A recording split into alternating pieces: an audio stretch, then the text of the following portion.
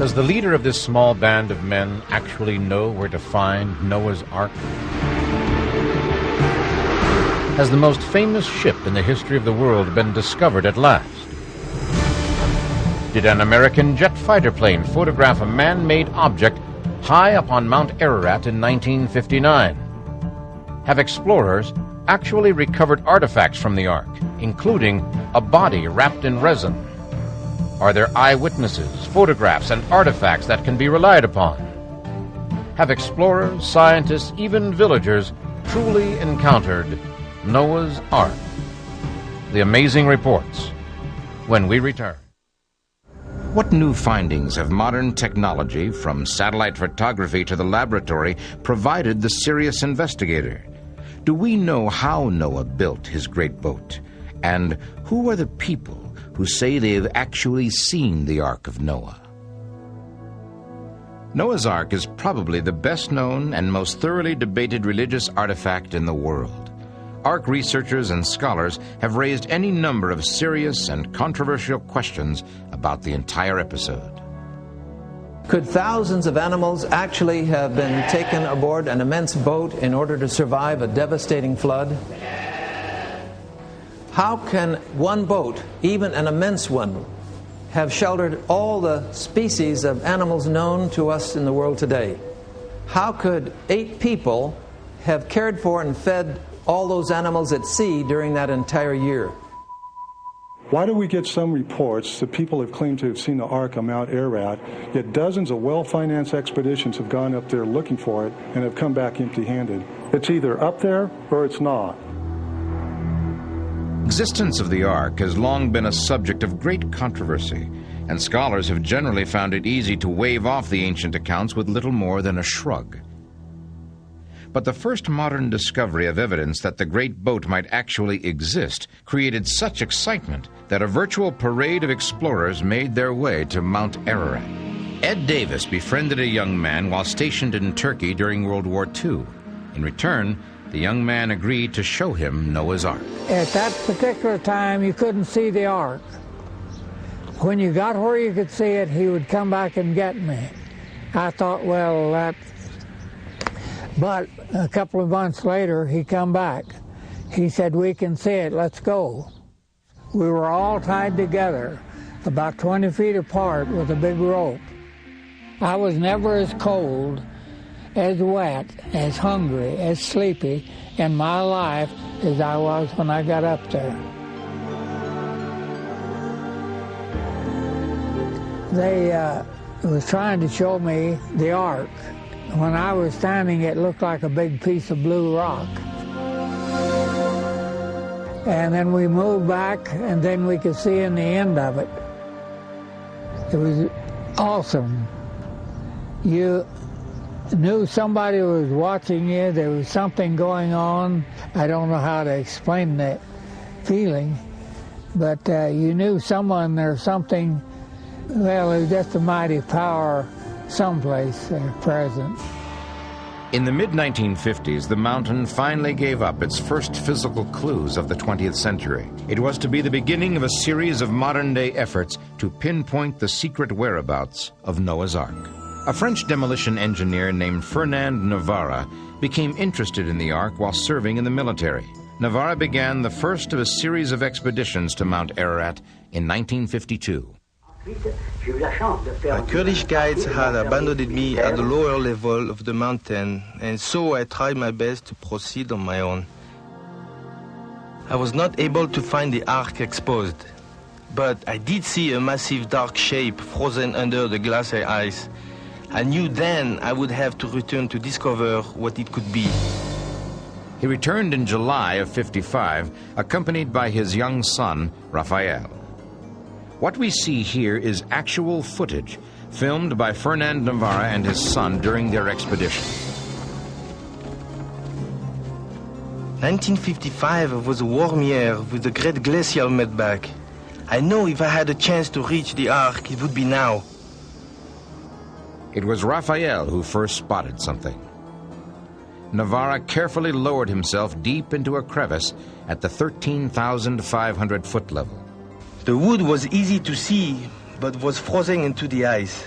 Till then, I had no idea how big it was. What Navarra chopped from the ice was a 5-foot, hand-hewn wooden beam.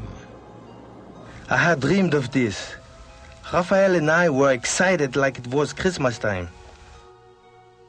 A proud moment and fulfillment of a long-held wish. But was this actually wood from Noah's Ark? It was determined that the type of wood Navarra found does not grow near Mount Ararat. As a matter of fact, there's not a forest within 300 miles of the mountain. Navarra had the wood tested in 3 different laboratories. He was told its age was around 5,000 years, clearly in line with the biblical account of the flood. The scientific test proved beyond question that something very old, something very mysterious, was definitely on Mount Ararat. Dr. Ahmet Ali Arslan is a Washington correspondent for a major Turkish newspaper, but he knows Mount Ararat like few men do. I grew up there, and I climbed more than 50 times to the summit of Mount Ararat. In 1989, and I climbed the northern part of Mount Ararat and upper side of Ahura Gorge. I went to check a certain area which had been shown in a satellite photo as a possible location of Noah's Ark. I noticed 100 or 200 feet away there was building type of structure, definitely made of wood. It almost looked like a captain's cabin. It shouldn't be there. My belief is that what I saw and what I took in my photographs definitely, without question, is Noah's Ark. What about the Ark itself? Was it capable of carrying out its assigned life-saving task? Could a sea-going vessel built to the Ark's specifications endure a 40-day-long cloudburst and survive in a violent storm-tossed sea? Would the Ark be sound and stable in the water? It is admittedly difficult to imagine a huge 3-story wooden barge-like craft surviving at least 40 days and nights of storm-racked seas, especially a craft that had never been close to water before the fateful deluge.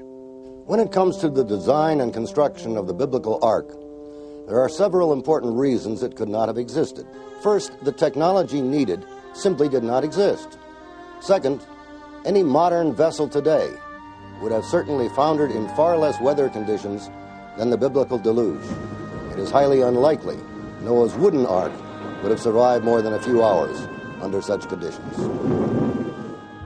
To examine this issue ourselves, we took a model of the Ark to a marine laboratory to see how it would handle waves and other hydraulic stresses. When subjected to the waves generally found on the ocean, the Ark was deemed not only seaworthy, but exceptionally stable. Then the test tank duplicated waves equivalent to 200-foot tidal waves. Again, the Ark was not only seaworthy, but extraordinarily safe.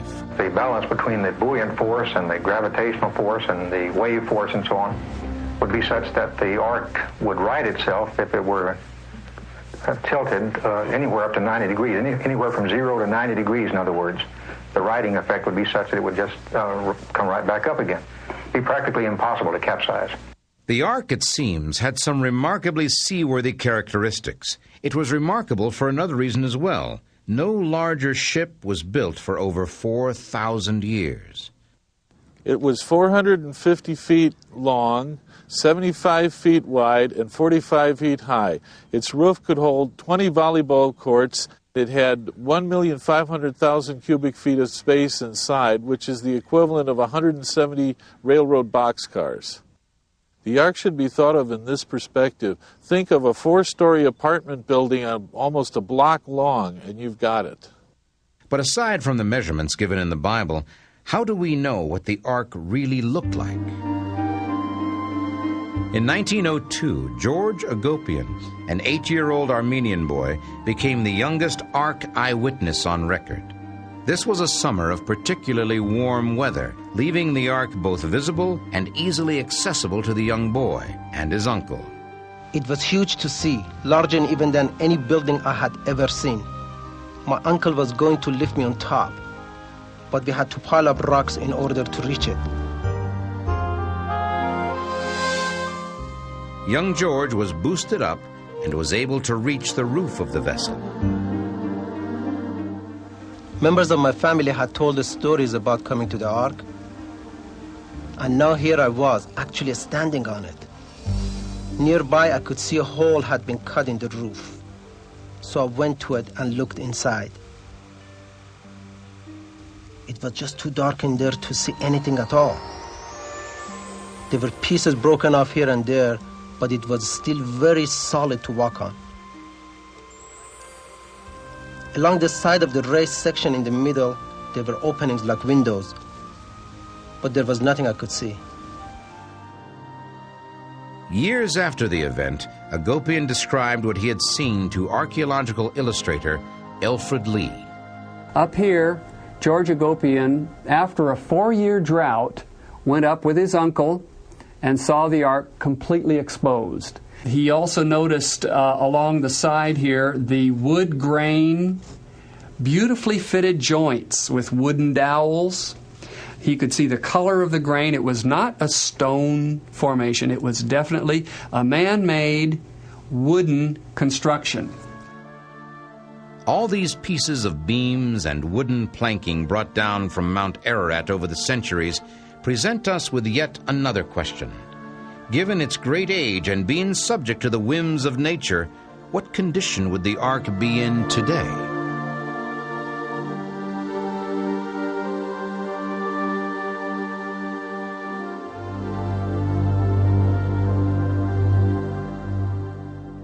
There's been a tremendous earthquake. As you know, this is an earthquake region. And there's been a great crevasse created here, a big avalanche, and the Ark has split into 2 pieces. And this is what is being seen today. This points up another mystery. How can the Ark, so easily found by some, simply disappear when others go looking for it? This photograph, which was taken by the French Spot satellite in August 1986, indicates that Mount Ararat, pictured here, is permanently year-round covered with glacial ice. On Mount Ararat, there are, of course, seasonal changes in the weather. The chances of seeing the Ark are greatly increased during the warm months of late summer, such as in August or September. However, there are warmer weather cycles occurring every few years which cause increased meltback of the snow-covered summit. It's possible and probably likely that the Ark is only visible or accessible during these infrequent periods of warmer temperatures. An expedition coming to find the Ark could walk directly over the icebound ship and never know that it's there. The Bible has given us the Ark's dimensions, eyewitness descriptions tell us what it looks like, and modern hydrologists tell us it was completely seaworthy, indeed virtually unsinkable. But is there any archaeological evidence to back up the stories? Are there artifacts dating back to antiquity that have been found on Mount Ararat? How does local legend explain these surprising items? Could these be artifacts from Noah's Ark itself?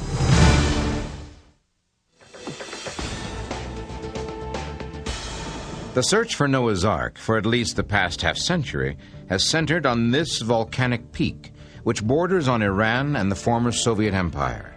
Mount Ararat rises to nearly 17,000 feet and covers 24 square miles. It is not only imposing, it is dangerous as well. I've climbed mountains all over the world, but Mount Ararat is, I guess, it's brutal. It's just the worst I've ever climbed. Actually, from the south side, when you look at the mountain, it looks like a nice volcanic cone, but then on the opposite side, there's this incredible canyon called the Ohora Gorge. It's about 1.5 times the height of the Grand Canyon. There are vertical rock walls. I'm convinced they're unclimbable. On top of that, it's covered with an ice cap year-round, and that ice cap is always eroding these volcanic layers and always produces in avalanches.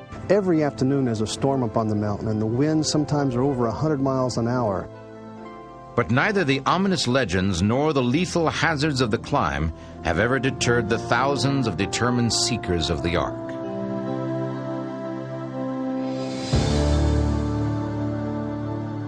We know that the Chaldean high priest and historian Berosus visited the site about 475 BC, where he wrote considerably of the phenomena he witnessed. stating that it was quite easy to discern the ark in its resting place high up on the glacier. Many celebrated men of antiquity made journeys to the awesome mountain. One of these was Iphanaeus, Bishop of Salamis in 360 AD. He was shown an already treasured relic of the ark, a well-preserved, identifiable piece of a seagoing vessel. The Armenian historian Hippa wrote that he himself saw the ark in 1254. He wrote, "At the summit of Mount Ararat, a great black object is visible, the Ark of Noah." In 1269 AD, renowned explorer Marco Polo wrote in his book, The Travels, that Noah's Ark rests high in the snowy reaches of Mount Ararat. There is plenty of ancient historical evidence spanning nearly 2,000 years that the Ark is on Mount Ararat. These sightings, recorded by prominent historians of the time, along with eyewitness accounts, add significant credibility to the survival of the Ark on Mount Ararat. By the mid-19th century, global communication helped to bring more information to Western civilization, along with, of course, more speculation and rumors of reported sightings. In 1829, a Russian-born German physician named Friedrich Perret became the first Western explorer on record to scale Mount Ararat. Prior to the climb, Perret visited a cathedral in Soviet Armenia. There he was shown a cross, which it was claimed was carved from wood brought down from Noah's Ark in 318 AD. Perret wrote that the carving measured 12 inches high and 9 inches across and was brownish in color. From there, Perret climbed to the 7,000-foot level to the village of Ahora. This is where the St. Jacob Monastery was located. There he saw ancient manuscripts and relics from the Ark.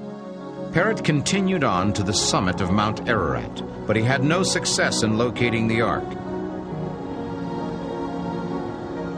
In June of 1840, 11 years after Perret's expedition, a tremendous earthquake struck Mount Ararat.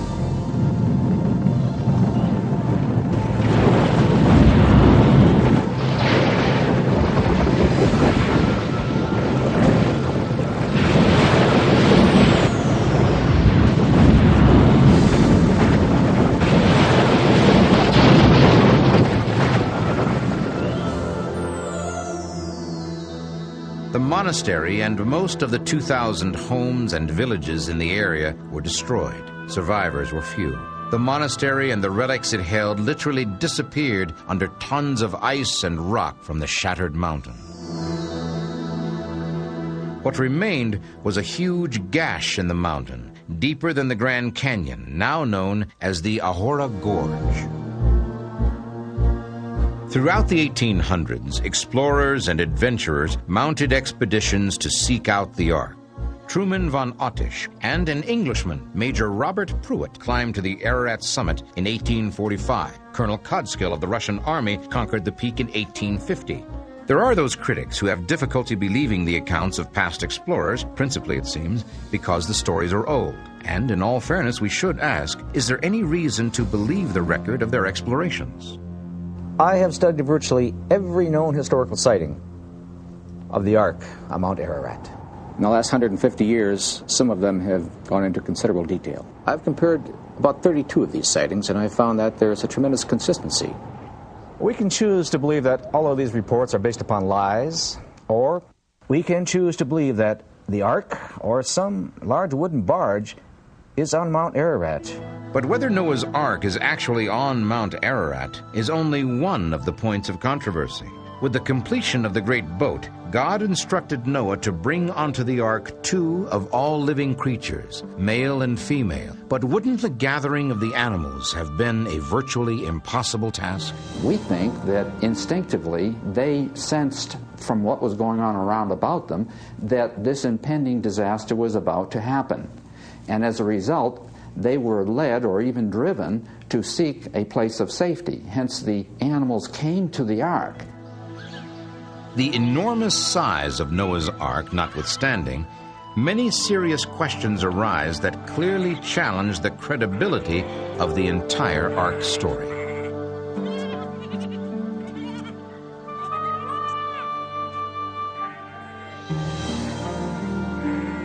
The question I would ask is quite simple. How could 2 of every living animal be brought aboard any vessel? The sheer numbers and weight would overwhelm a fleet of arks. I don't believe we can take the story of the ark literally. Actually, the biblical record does not say that every species of animal in the world was in the ark. Many kinds were in the ocean, whales and marine creatures of various types, and of course the major insect varieties in the world were not included either. From studies that I and others have done, we estimate there could have been from 2,500 to 20,000 different kinds of animals taken aboard Noah's Ark. Each family of creatures on the earth today has a single pair of ancestors. For example, even though there are over 300 varieties of dogs in the world today due to selective breeding, they have a single common ancestor. Considering the number of kinds of animals required to be put aboard the ark, there would have been ample room to load the ancestors of all the species we know today, with room left over for Noah's family, food, and supplies. Much of what we commonly know about the story of Noah is found here in the book of Genesis in the Bible. To summarize, Noah and his family, which consisted of his wife, 3 sons, and their wives, was a righteous family in a world filled with wickedness. The Bible tells us God spoke directly to Noah and told him he was about to destroy every living thing off the face of the earth. Only Noah, his family, and the birds and animals are to be spared. In spite of all the ancient accounts and reported sightings, many people over the years have regarded the Ark story as nothing more than an old legend. Part of the problem was that there was only one widely known source, the Holy Bible. But the credibility of the biblical story of Noah got a big boost from an unlikely source, and in a most accidental fashion, from this man. In the mid-1800s, George Smith, an engraver by trade, liked to spend his lunch hours in the British Museum. I was not a trained archaeologist, but I had an endless fascination for things of an historical nature. My special interest was with artifacts of ancient Assyria. Though I'd never been to that part of the world, I'd read extensively everything available on Middle Eastern cultures and was utterly captivated by the subject. A frequent visitor, Smith had struck up a friendship with the museum director, who was impressed by the man's intelligence and enthusiasm. Smith was offered a special job. Someone was needed to piece together some of the 25,000 clay cuneiform tablets unearthed at the city of Nineveh and dating back to the 6th century BC.